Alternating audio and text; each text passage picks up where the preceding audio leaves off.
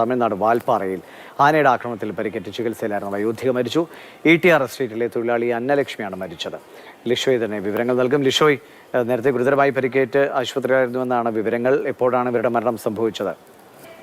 ആക്രമണത്തിൽ പരിക്കേറ്റിരുന്ന വയോധിക മരിച്ചത് ഇന്നലെ രാത്രി 11 മണിയോട് കൂടിയാണ് ഈ ആക്രമണം ഉണ്ടായത്. ആനയുടെ ആക്രമണത്തിൽ പരിക്കേറ്റിരുന്ന അന്നലക്ഷ്മിയാണ് മരിച്ചത്. അവർക്ക് ഏകദേശം 65 വയസ്സിലധികം പ്രായമുണ്ടായിരുന്നു. അതുകൊണ്ട് തന്നെ ഈ ആനയുടെ ആക്രമണത്തിൽ വലിയ തോതിൽ പരിക്കേറ്റിരുന്നു.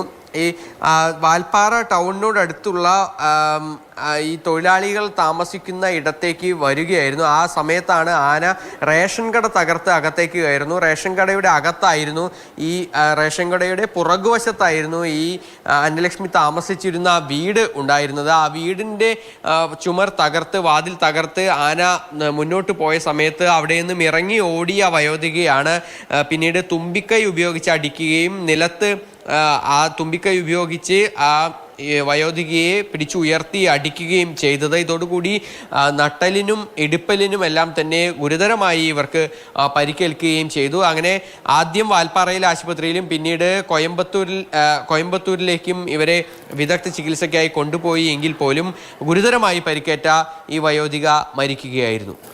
ശരി, ലിഷോയാണ് വിവരങ്ങൾ നൽകിയത്.